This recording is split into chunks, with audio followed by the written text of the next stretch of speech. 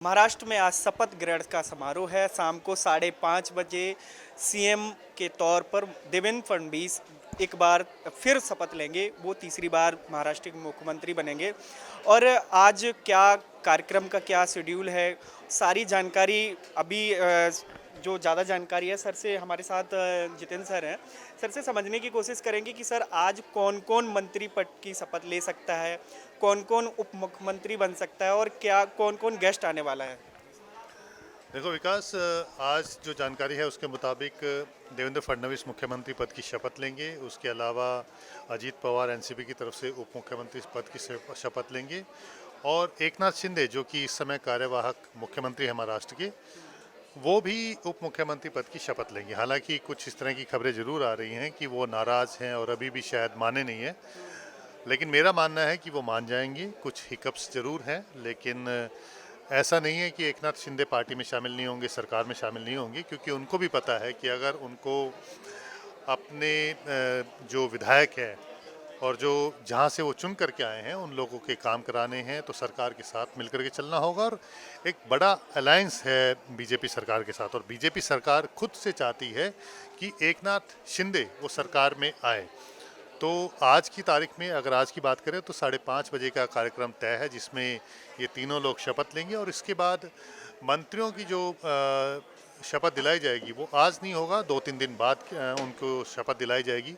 आज का जो मुख्य कार्यक्रम रहने वाला है उसमें खुद प्रधानमंत्री आएंगे। आज़ाद मैदान पर ये शपथ ग्रहण समारोह होगा और इस शपथ ग्रहण समारोह के लिए करीब 2 से 2,500 महिलाओं को बुलाया गया है, क्योंकि लाडली बहन योजना जो है उसने काफ़ी कमाल किया है। महाराष्ट्र में बीजेपी की सरकार शिवसेना के सहयोग से और एनसीपी के सहयोग से जो ये सरकार बन रही है, तो लाडली बहना योजना जो है उसने काफ़ी कमाल किया है। और इस बात को एक्नॉलेज करने के लिए उन महिलाओं को भी बुलाया जा रहा है, तो आज़ाद मैदान पे वो भी रहेंगी। और इसमें एक खास बात और है, देवेंद्र फडणवीस ने जो अपना शपथ ग्रहण समारोह के लिए जो कार्ड छपवाया है उसमें उन्होंने अपने नाम के साथ अपनी मां का नाम भी शामिल किया है। तो इससे पता लगता है कि किस तरह से ये सरकार महिलाओं के सम्मान को लेकर के आगे चल रही है और उनको ये पूरा जो कहते हैं ना सम्मान देना, तो वो शपथ ग्रहण समारोह में भी देंगी। और मुख्यमंत्री ने अपने जो कार्ड है उसमें भी अपनी माँ का नाम लिखवा करके ये मंशा जाहिर भी करती है। लेकिन सर जानना चाहेंगे, अगर आज मंत्री पद का जो हो सकता है नहीं हुआ, जैसे कि आपने बताया, मंत्रिमंडल में कितने लोग शामिल होने वाले हैं, क्योंकि तीन महायुति की तीन मुख्य पार्टियां हैं, जिसमें कितने की संख्या हो सकती है। जो अभी तक जानकारी है उसमें जो सबसे ज़्यादा मंत्री रहेंगे वो बीजेपी के रहेंगे, क्योंकि सबसे बड़ी पार्टी है बीजेपी की। महाराष्ट्र में 132 सीटें लेकर के आई है, इसीलिए मुख्यमंत्री भी उनकी पार्टी की तरफ से है। और उनको मिला करके जो अभी तक जानकारी है, 20 लोग जो हैं वो मुख्यमंत्री और मंत्री पद की शपथ लेंगे बीजेपी की तरफ से। शिवसेना की तरफ से जो जानकारी है उसमें 13-14 के आसपास, जिसमें एकनाथ शिंदे उप मुख्यमंत्री और बाकी जो उनके विधायक होंगे वो, तो कुल मिलाकर के 13-14 के आसपास। और एनसीपी कोटे में 10 के आसपास ये संख्या रहने वाली है, जिसमें अजीत पवार भी शामिल है। तो आप मान के चलिए कि 20, 13, 10, तो इसके आसपास जो है तीनों पार्टी के दलों से शपथ लेंगे। लेकिन वो शपथ ग्रहण आज नहीं होगा, बाद में होगा। ये बड़ी जानकारी है कि आज जो मंत्रिमंडल का जो विस्तार है वो आज नहीं होगा। जैसे कि सर ने बताया कि सूत्रों के हवाले से ये खबर है कि वो 2 से 3 दिन के अंदर होगा।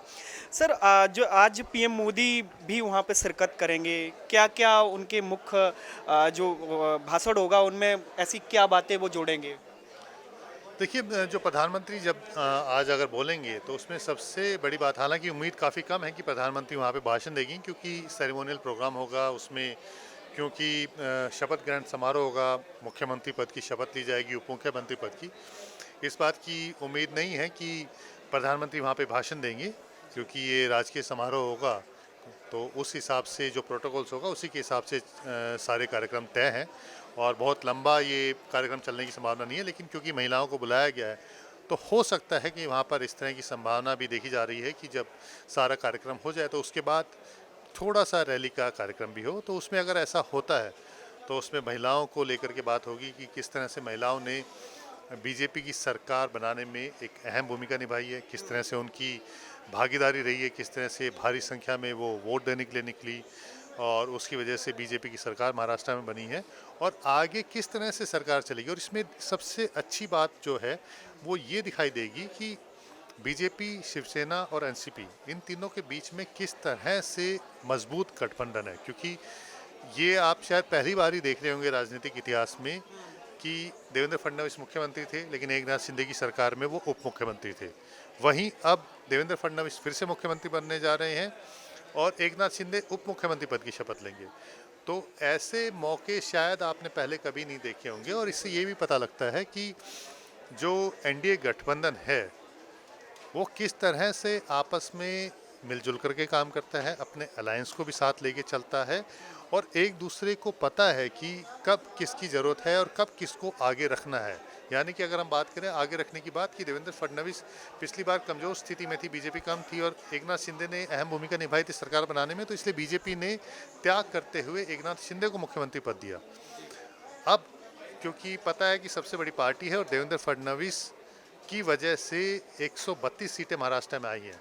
मैं ये नहीं कह रहा कि बाकी सीनियर लीडर का सहयोग नहीं है, लेकिन महाराष्ट्र के अंदर जो चेहरा थे वो देवेंद्र फडणवीस थे और उनका त्याग था कि मुख्यमंत्री का पद छोड़ करके वो एक उप मुख्यमंत्री पद पर आए। तो उसके बाद वो अब मुख्यमंत्री पद की शपथ ले रहे हैं। तो ये सारी चीज़ें बताती हैं कि जब जिसकी ज़रूरत होती है, जो जिसको जिस तरह का सम्मान देना होता है, तो वो इस गठबंधन के अंदर है। तो ये एक बड़ी अहम बात है जो शायद आपको बाकी पार्टियों में या दूसरे जो पार्टियों की जो गठबंधन है उसमें ये शायद चीज़ आपको ना देखने को मिले। वहाँ आपस में एक दूसरे को लेकर के मारकाट मची रहती है, लेकिन यहाँ पर आप ये एक अहम चीज़ है और इसको लेकर के निश्चित तौर पे मुझे लगता है कि आगे लोगों को एहसास भी होगा। और हो सकता है कि अगर इस तरह की कोई वहाँ पे लोगों को एड्रेस किया जाता है तो इस तरह की बातें भी देखने को मिल सकती हैं। बिल्कुल सर, वहाँ पे ये चीज़ बहुत बड़ी देखने को मिलेगी क्योंकि चेहरे वही होंगे लेकिन जो चेयर है वो चेंज हो जाएगी। क्या ये एकनाथ शिंदे के लिए एक भावुक पल हो सकता है? देखिए, भावुक पल तो मैं कहूँगा कि उनके लिए तो ये पहली बार होगा क्योंकि वो मुख्यमंत्री थे, तो हो सकता है उनके लिए डिफ़िकल्ट हो, लेकिन उनके सामने एक एग्जाम्पल भी है। एक व्यक्ति होता है जिसने जो व्यक्ति पहली बार करता है तो उसके अंदर शायद हिच होती है।